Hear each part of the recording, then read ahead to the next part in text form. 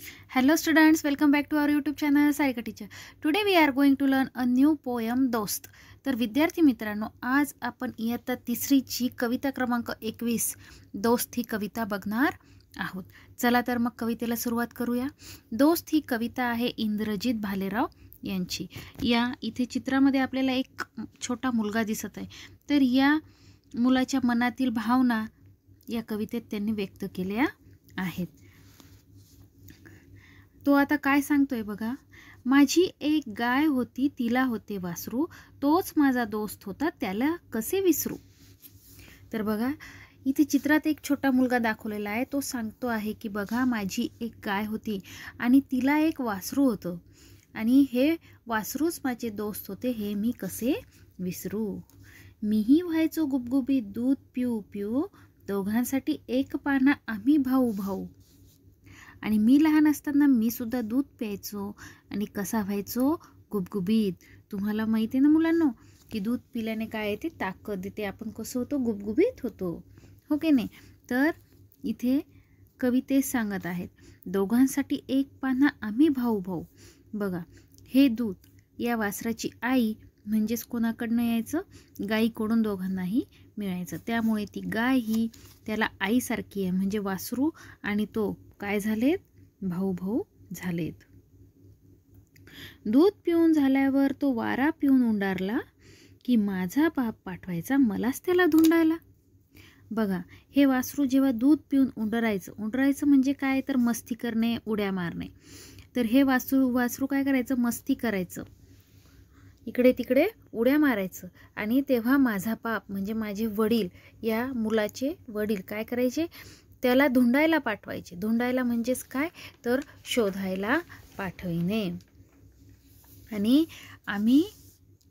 आणि पुढे काय सांगितलंय, आणि आम्ही असे उंडारताना भिंगरीच्या पायाने गाय पाहायची दोघांकडे सारख्याच मायेने. आम्ही असे उंडारताना भिंगरीच्या पायाने म्हणजे भिंगरी जशी गोल गोल गोल गोल फिरते त्याचप्रमाणे आम्ही देखील इकडून तिकडं फिरतो.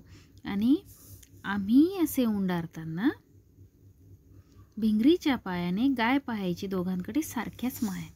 बघा जी गाय होती ती फक्त त्या वासरालाच आपला मुलगा मानायची का, नाही, तर ती त्या लहान मुलाला देखील आपलाच मुलगा मानायची.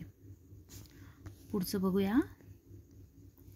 हिरवे हिरवे गवत कवळे कवळे लूस, त्याच्यासाठी आणले की गडी व्हायचा खुश. बघा हिरवे हिरवे गवत ज्या वेळेस मी त्यांना आणायचो, हा छोटा मुलगा सांगतो की मी ज्या वेळेस या वासरासाठी गाईसाठी हिरवे कवळेलूस गवत आणायचो. कवळेलूस म्हणजे अगदी कवळे टवटवीत. ज्या वेळेस आम्ही त्याला खायला द्यायचो तेव्हा ते खूप खुश व्हायचं.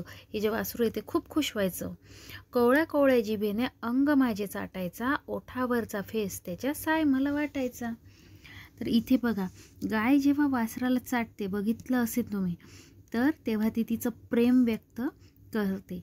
तशीच ती मला चाटायची आणि तो फेस काय वाटायचा मला, जशी दुधावरची साय आपल्याला चांगली वाटते तसा हा त्या गाईच्या ओठांवरचा फेस त्याला चांगला वाटायचा. या वासराच्या तोंडावरचा फेस त्याला काय चांगला वाटायचा, ओठांवरचा. पुढील लाईन्स बघूया. पाहत राहायचा माझ्याकडे जाताना मी शाळेत, माझाही गुंतलेला जीव त्याच्या नाळेत. आणि जेव्हा हा लहान मुलगा शाळेत जायचा तेव्हा हे वासरू शाळेत जात असताना माझ्याकडे बघायचं, कारण त्याचा जीव माझ्यामध्ये होता, त्याचं प्रेम माझ्यावर होतं, कारण की तोच माझा दोस्त होता आणि माझाही त्याच्यावर जीव होता. आज जेव्हा पाहतो मी भावाभावांचं फाटताना, आठवत राहतो दोस्त माझा अंग माझं चाटताना. बघा अतिशय महत्त्वाच्या 2 लाईन्स इथे कवीने आपल्याला सांगितलेल्या आहेत. ते काय सांगत आहेत की आज जेव्हा पाहतो मी भावाभावांचं फाटताना, आठवत राहतो दोस्त माझा अंग माझं चाटताना.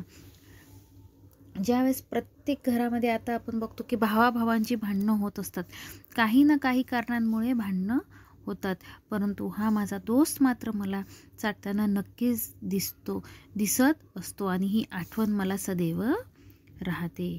तर अशा प्रकारे विद्यार्थी मित्रांनो आज आपण 3rd स्टँडर्डची दोस्त ही कविता बघितली. I think you understand it. तेव्हा पुन्हा भेटूया आपण नेक्स्ट व्हिडिओमध्ये. तोपर्यंत बाय.